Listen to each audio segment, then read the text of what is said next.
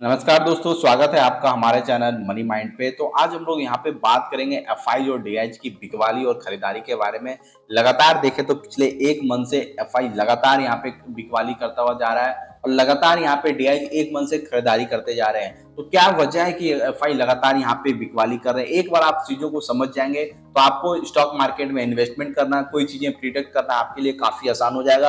आप समझ जाएंगे कब एफआई की यहाँ पे बिकवाली हो सकती है, कब ये बिकवाली रुकेगी, कब यहाँ पे एफआई वापस आएंगे। ये सब चीजों को समझना आपके लिए काफी आसान हो जाएगा। तो वीडियो को पूरा देखिएगा। डीआईज की बात करें तो डीआईज लगातार यहाँ पे खरीदारी कर रहा है। इसके बावजूद भी देखें, अगर वैल्यू टर्म में देखें तो जितना एफआई का बिकवाली डेली आता है उससे कहीं ज्यादा डीआईज की खरीदारी आती है। उसके बावजूद भी देखें तो इंडियन स्टॉक मार्केट यहाँ पे बढ़ता हुआ नहीं दिखता है। अगर यानी कि डीआईज है मार्केट को ड्राइव करते हुए नहीं दिखते, अभी भी ड्राइविंग सीट पे एफआईज का यहाँ पे रोल देखने को मिलता है। तो क्या वजह है, इसके बारे में हम लोग यहाँ पे डिटेल से बात करेंगे। काफी इंफॉर्मेटिव वीडियो होने वाली है, तो आपसे रिक्वेस्ट होगा प्लीज चैनल को जरूर सब्सक्राइब करें।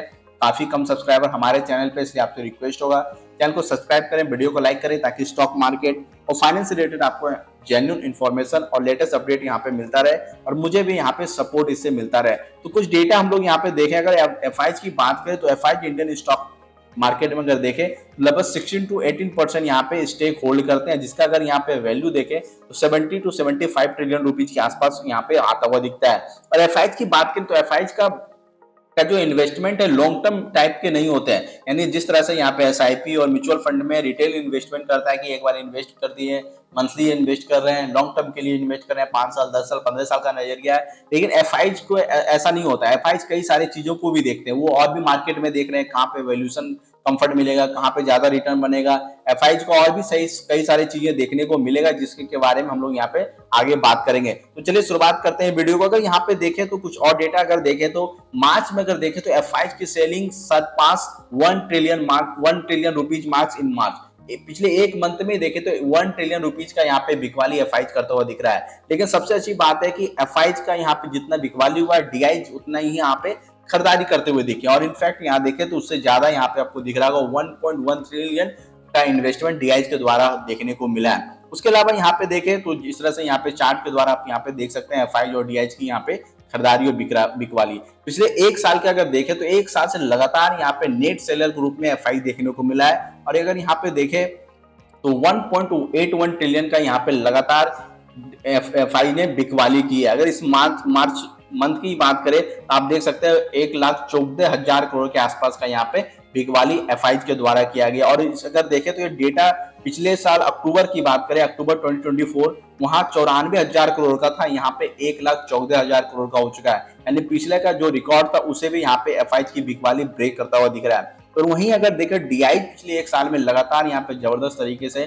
खरीदारी करते हुए दिख रहे हैं। लगभग 7.7 लाख करोड़ का यहाँ पे खरीदारी डीआईज के द्वारा हुआ है। पिछले एक मंथ का जैसे मैंने आंकड़ा बताया, यहाँ पे 1.5 लाख करोड़ का आंकड़ा पिछले एक मंथ में यहाँ पे डीआईज के द्वारा देखने को मिल रहा है। तो जबरदस्त तरीके से कह सकते हैं डीआईज यहाँ पे खरीदारी करते हुए दिख रहा है। अब बात करते हैं कि कौन कौन से सेक्टर है जहाँ पे एफआई लगातार बिकवाली कर रहे हैं, उसे भी जानना काफी इंपॉर्टेंट है, तब आपको कई सारी चीजें कनेक्ट करने को पता चलेगी। तो यहाँ पे देखें तो एफआईज का सेक्टरल फ्लो पैटर्न अगर देखें तो financial services, FMGC, automobile ancillaries, information technology यानी कि आईटी और कैपिटल गुड्स, इन सारे सेक्टर में एफआई बिकवाली कर रहे हैं। और इन सारे सेक्टर को गौर से देखेंगे तो ये बैकबोन है इंडियन स्टॉक मार्केट के, हैवी और लार्ज कैप सेगमेंट में आते हैं और एफआईज का इन्वेस्टमेंट यहाँ होता है और यहाँ पे बिकवाली होता है। ये काफी इंपॉर्टेंट पॉइंट है, क्यों एफआईज और डीआईज की खरीदारी बिकवाली के बावजूद इंडियन स्टॉक मार्केट नीचे जा रहा है। ये काफी इंपॉर्टेंट पॉइंट है जिसके बारे में हम लोग आगे बात करेंगे।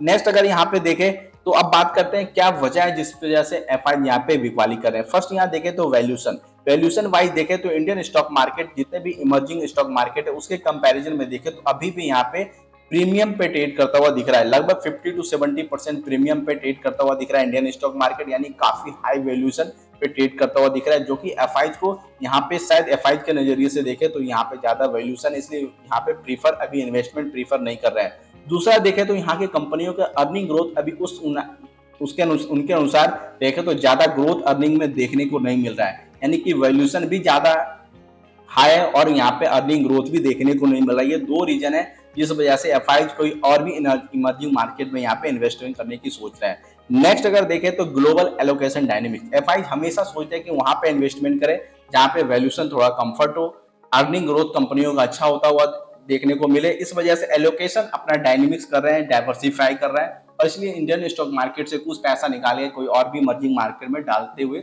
एफआईज यहाँ पे दिख रहे हैं। इसका मतलब ये हुआ कि यानी कि इंडियन स्टॉक मार्केट में एब्सोल्यूट बिकवाली नहीं कर रहे हैं, यानी कि पूरी तरह से यहाँ से पैसा निकाल के वहां नहीं जाना है। सिर्फ वैल्यूशन वाइज अगर देखें, वैल्यूशन यहाँ पे भी ज्यादा है, कहीं और भी कंफर्ट वैल्यूशन मिल रहा है तो वहां पे इन्वेस्टमेंट कर रहा है। यानी कि इंडियन स्टॉक मार्केट का देखें, इंडियन की ग्रोथ स्टोरी देखें, इंडिया का फंडामेंटल कुछ ऐसा चेंज नहीं हुआ है, वो इंटैक्ट बना हुआ है।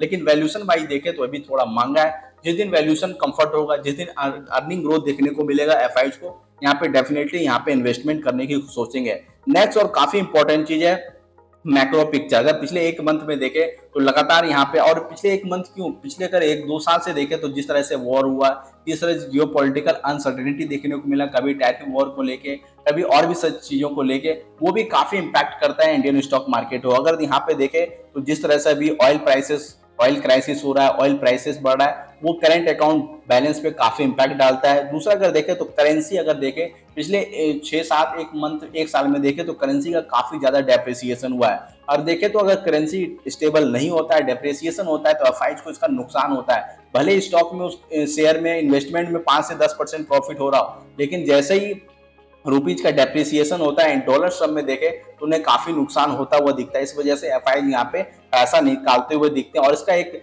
इम्पैक्ट देखने को मिलता है। जैसे एफआईज पैसा निकालते हैं, रुपीज को और भी डेप्रिसिएशन देखने को मिलता है। तो यानी देखें तो current account balance, current currency stability और इन्फ्लेशन टैक्सेटी, ये तीनों चीज हैं जो कि काफी इंपॉर्टेंट होते हैं एफआईज जब भी इन्वेस्टमेंट किसी कंट्री में करता है। तो ये 3-4 चीजें काफी इंपॉर्टेंट है। इसके अलावा अगर हम लोग देखें तो यहाँ पे जिस तरीके से अगर पिछले एक साल से देखें तो लगातार इंडियन स्टॉक मार्केट में कभी आरबीआई के द्वारा, कभी सेबी के द्वारा, कभी गवर्नमेंट के द्वारा कुछ ना कुछ यहाँ पे रूल्स रेगुलेशन लाए जाते हैं, जो कि यहाँ पे अनस्टेबिलिटी यहाँ पे जनरेट होता है, जो कि एफआईज को पसंद नहीं आता। कुछ दिन पहले बजट में एसटीटी बढ़ाया गया, उससे पहले भी 1-2 साल पहले बजट में कुछ ना कुछ, चाहे long term capital gain tax और short term capital gain tax, ये दोनों को बढ़ाया गया था।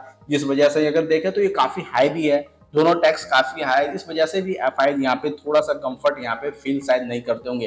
ये काफी 3-4 वजह हैं जिस वजह से एफआईज लगातार यहाँ पे बिकवाली करते हुए दिख रहे हैं। अब बात करते हैं क्यों डीआईज की खरीदारी ज्यादा होने के बावजूद भी एफआईज एफआईज की सेलिंग क्यों हावी हो जाती है। इसका बड़ा रीजन है कि डीआईज यहाँ पे एसआईपी के जो भी म्यूचुअल फंड के थ्रू इन्वेस्टमेंट करते हैं, यानी कि स्टेगर्ड वे में बाइंग करते हैं, डाइवर्सिफाई बाइंग करते हैं, और एफआईज जो लार्ज कैप स्टॉक है उसमें इन्वेस्टमेंट वहां पे सेलिंग करते हैं। यानी कि अगर देखें तो लार्ज कैप जो है वही मार्केट को ड्राइव करते हुए दिखते हैं। इस वजह से देखें तो इंडेक्स लेवल पे एफआईज का यहाँ पे मार्केट ड्राइव करते हुए दिखते हैं, और डीआईज की खरीदारी देखें तो एफआईज से ज्यादा होने के बावजूद भी अभी देखें तो मार्केट को डीआईज ड्राइव करता हुआ नहीं दिख रहा है। लेकिन डीआईज की सबसे अच्छी बात है कि मार्केट को सपोर्ट देने के लिए काफी इंपॉर्टेंट होता है। जितना भी देखें तो यहाँ पे जो शॉक एफआईज के द्वारा दिया जाता है उसे एब्जॉर्ब कम से कम डीआईज यहाँ पे करता हुआ दिख रहा है। तो ये काफी इंफॉर्मेटिव वीडियो है।